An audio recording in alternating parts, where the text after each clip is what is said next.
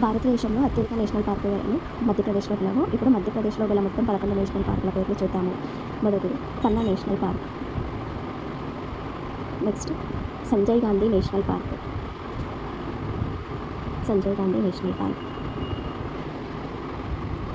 Third one Kanha national park. Next Mandla ఫాల్సింగ్ national park.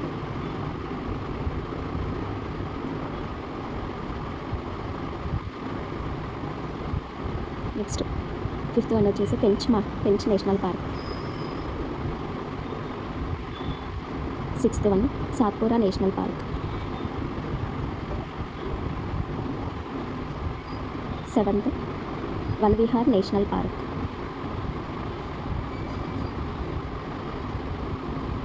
Eighth one dinosaur national park.